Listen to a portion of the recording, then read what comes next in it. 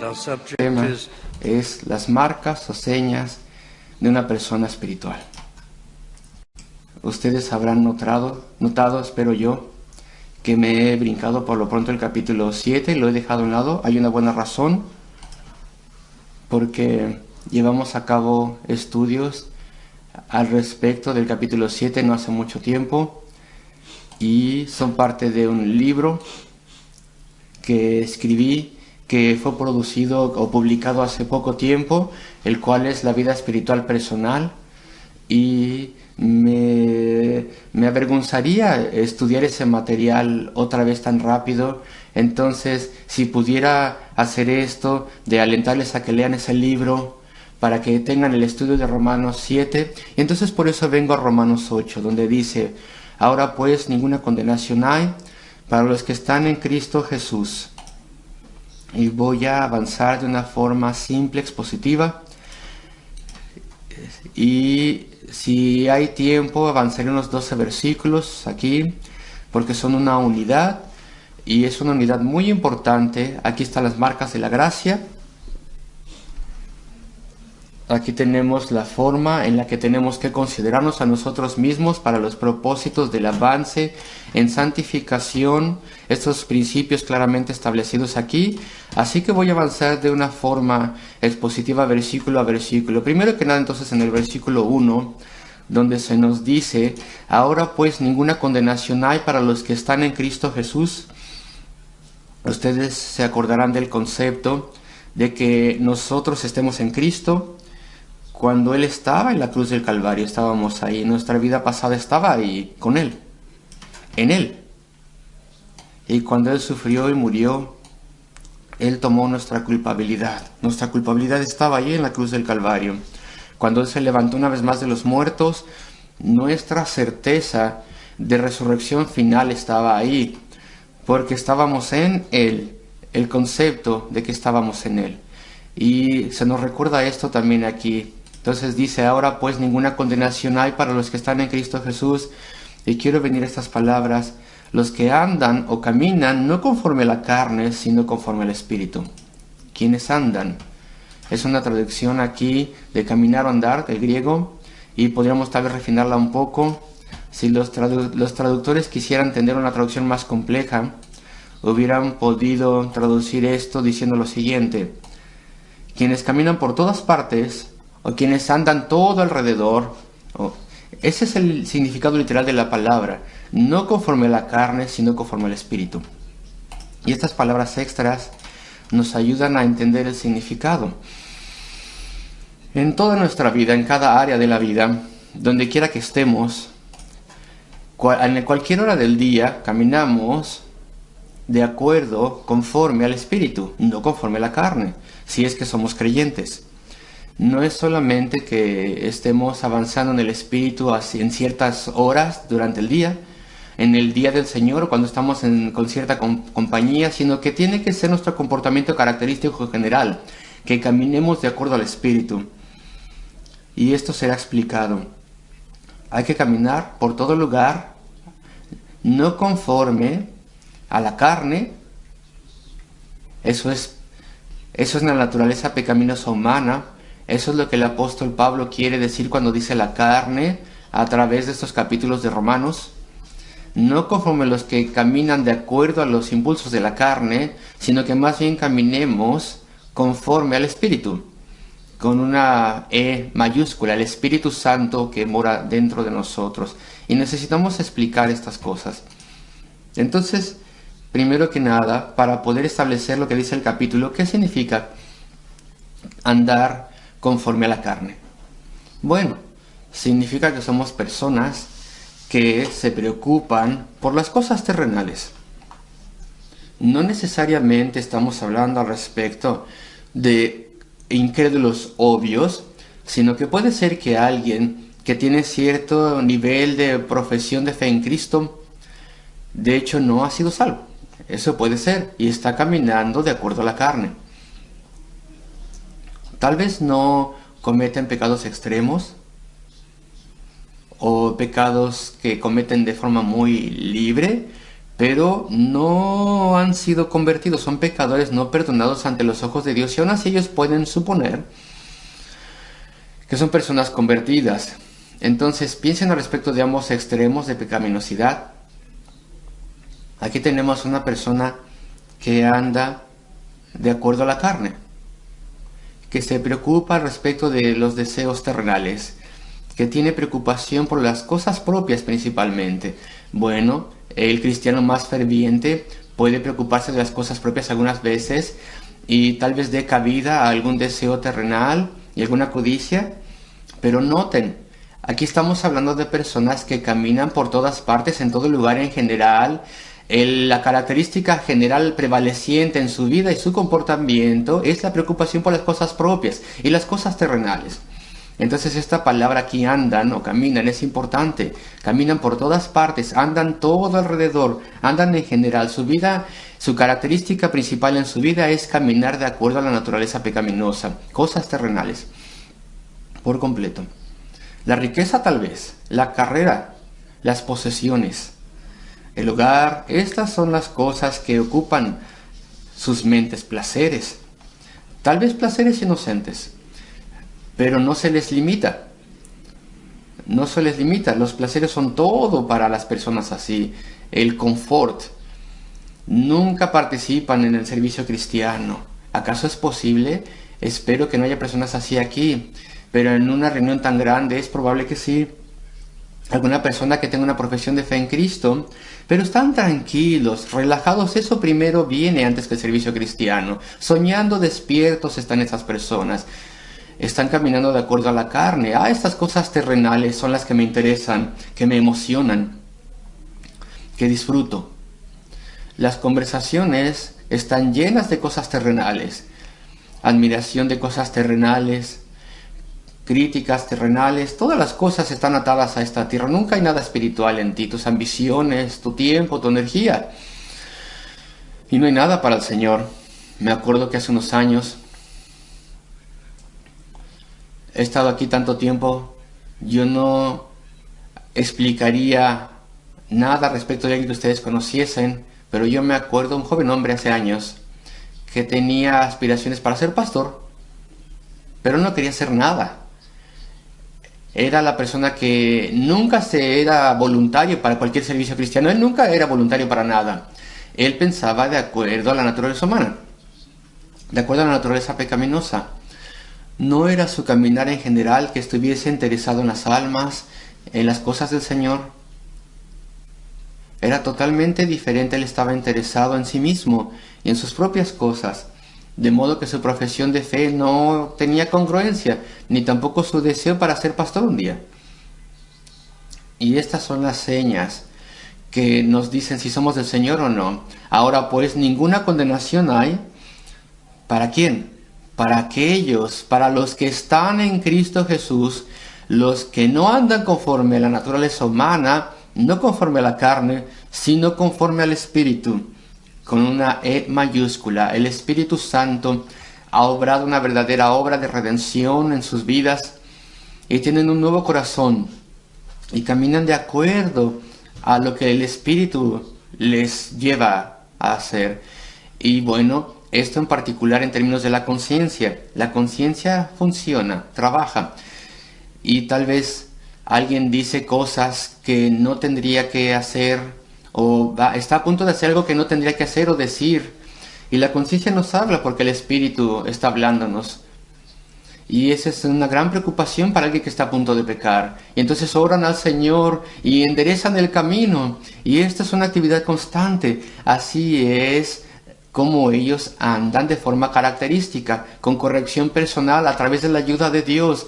El Espíritu está obrando dentro de ellos, está santificándoles, está alentando y moviendo la conciencia, está dándoles preocupación por lo espiritual. Están inclinados a hacer cosas por el Señor y cosas buenas. Y cuando están en casa, ellos hacen cosas para poder ayudar a otros en casa, ya sea cosas pequeñas o grandes, porque el Espíritu ha puesto dentro de ellos un deseo de hacer lo que es bueno y ser útiles, y un deseo de no pecar. Y entonces, ya sea que sea algo positivo, haciendo algo bueno, o evitar pecado, ellos avanzan siguiendo al Señor en sus vidas, en un andar de santificación. El Espíritu está obrando, y eso es lo que quiere decir esta parte. Los que no andan conforme o de acuerdo a la carne, la naturaleza humana, sino conforme al Espíritu, el Espíritu Santo, que está obrando en sus corazones. La obra del Señor les es importante, la salvación de las almas les es importante, el orar por las almas, el tener un ministerio personal de intercesión, todo eso es importante. Tener entendimiento espiritual creciente, eso es importante. Explorar y amar la palabra de Dios les es importante. Todo esto es importante para nosotros. Que honremos y agrademos a Dios. Y en el versículo 8 se nos explica: y los que viven según la carne no pueden agradar a Dios. Y lo que desean ellos es agradar a Dios. Es una gran diferencia. Hay una gran diferencia entre los dos diferentes tipos de personas. Las cosas futuras emocionan nuestra atención y nuestro pensamiento, porque hay una obra del Espíritu. Lo que es futuro en el término espiritual. Vamos al versículo 2. En el versículo 2, aquí se nos presentan dos principios, dos fuerzas que nos pueden gobernar. Porque la ley del Espíritu de vida, una vez más en mayúsculas, estamos hablando del Espíritu Santo. A través de este capítulo es así, no mi espíritu personal o mi disposición, porque la ley del Espíritu de vida en Cristo Jesús me ha librado de la ley del pecado y de la muerte. Ahora aquí, la palabra ley se utiliza aquí en el versículo 2 en una forma diferente de lo que se utiliza en el versículo 3, porque lo que era imposible para la ley, y aquí claramente se refiere a la ley moral de Dios. Pero en el versículo 2 hay dos leyes que se oponen la una a la otra. Una es la ley del Espíritu de vida en Cristo Jesús, y la otra, la ley del pecado y de la muerte. Y esto es lo que está queriendo decir el apóstol. Esta ley es un principio de vida. Es un principio que aplica a la persona. La ley del pecado y de la muerte es la condenación de Dios.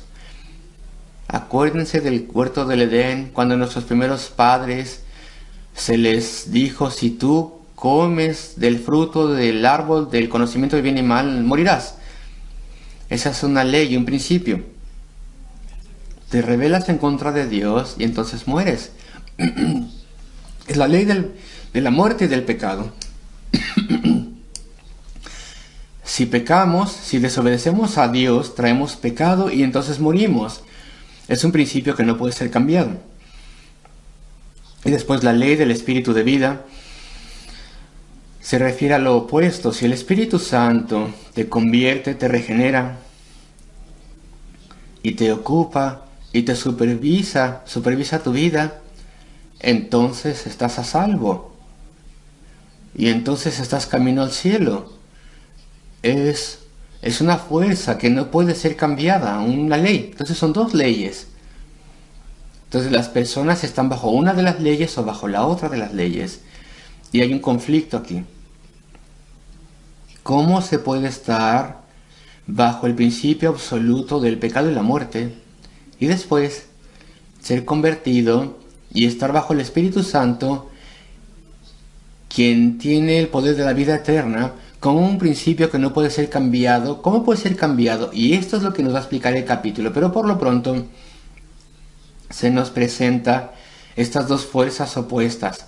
La ley del Espíritu de vida en Cristo Jesús me ha librado, me ha libertado de algo de lo cual jamás me hubiera podido librar yo solo, que es la ley del pecado y de la muerte. Estoy bajo sentencia de muerte. Mi cuerpo morirá. Y yo iré ante Dios en juicio. Versículo 3. Porque lo que era imposible para la ley, la forma más refinada de la ley del pecado y de la muerte, es la ley moral de Dios. Los 10 mandamientos son hermosos, son maravillosos, y si estos pudieran ser obedecidos, e incluso obedecerlos hasta cierto punto, si esto nos transformara nuestra sociedad y la hiciera mejor, porque son leyes benevolentes, pero no podemos obedecerlos, pero la ley es buena. Esto refleja el carácter de Dios, esta ley, y nos enseña lo que Dios demanda de nosotros, y es una ley buena y benéfica, pero hay un problema con la ley. No es que el problema esté en esa ley, sino está en nosotros, porque la ley no está equipada con los medios para capacitarnos para cumplir sus demandas. No está equipada con poder que pueda darnos y capacitarnos a obedecerla. Es una ley perfecta y hermosa, pero no tiene ningún poder para capacitarnos, para conformarnos con ella, conformarnos a ella.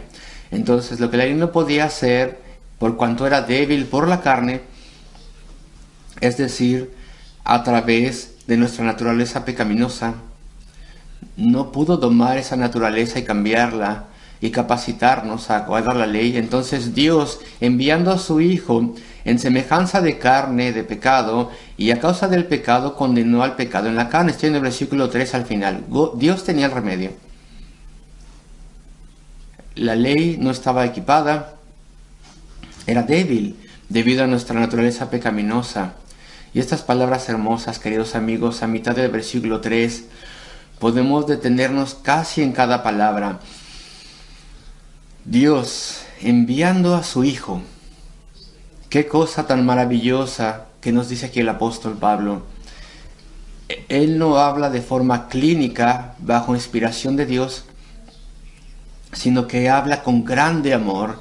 Él no solamente dice Dios enviando a su Hijo, sino que Él está hablando bajo inspiración. Dios le dio cada palabra y el amor está aquí también. Dios enviando a su único, a su propio Hijo. Dios actúa en grande amor y sacrificio. El Padre y el Hijo, claro que son iguales, pero es el Hijo propio de Dios. En lenguaje humano podríamos decir, hirió a la familia de los cielos. El Dios Trino tanto hirió nuestra situación a Él, que en grande amor envió a su Hijo, su propio Hijo por nosotros, en semejanza de carne de pecado. Cristo no vino en carne de pecado. No había corrupción ninguna en Él, no había ninguna naturaleza pecaminosa en Él. Y para que esto fuese completamente claro, nació de una virgen. Él no heredó a través de un padre la caída, la depravación de la raza humana. Y eso señala eso a nosotros, enviando a su Hijo en semejanza de carne de pecado. Es decir, Él era verdaderamente un hombre, con los sentimientos de un hombre y las vulnerabilidades de un hombre, de un ser humano, pero también tenía una naturaleza divina, junto con esa naturaleza humana, de alguna forma místicamente unidas. Y eso significó que podía sentir nuestro pecado y podía ser expuesto a nuestras tentaciones, pero nunca cayó. Ni ante ninguna tentación cayó. Él fue completamente puro y santo. Él vino con la pureza de Dios. Y a pesar de que era vulnerable y verdaderamente un hombre con una naturaleza humana, Él resistió toda tentación y vivió la vida más perfecta y honorable que podamos imaginar.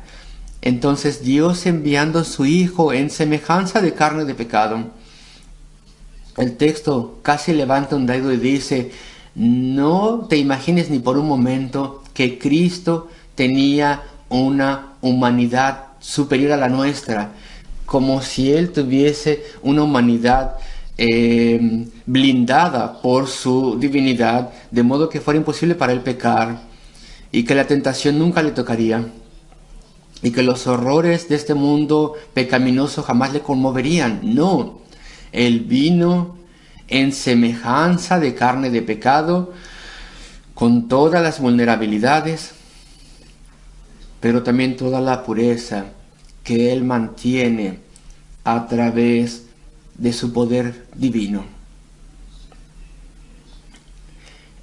enviando a su propio Hijo a sufrir todo lo que Él sufriría en semejanza de carne de pecado. Y a causa del pecado, con el propósito específico de romper el dominio inflexible del pecado y la muerte. Él condenó al pecado en la carne, lo que significa lo siguiente: fue Dios quien lo hizo, Dios envió a su Hijo, de modo que Él pudiera condenar al pecado en la carne. El pecado tenía que ser condenado. Es la única forma en la cual se puede cancelar o romper. La raza humana está caída. Todo ser humano debe morir. Es un principio inflexible que no puede ser cambiado, una fuerza o una regla incambiable. Sin embargo, cuando puso nuestra culpabilidad en Cristo, Dios pudo condenar ese pecado en Él. Mi pecado fue condenado y fue castigado, pero en Él, no en mí. Este es el versículo 3. Porque lo que era imposible para la ley no podía quitarme de mi estado caído, por cuanto era débil por la carne, no tenía el equipamiento para reformar mi naturaleza pecaminosa.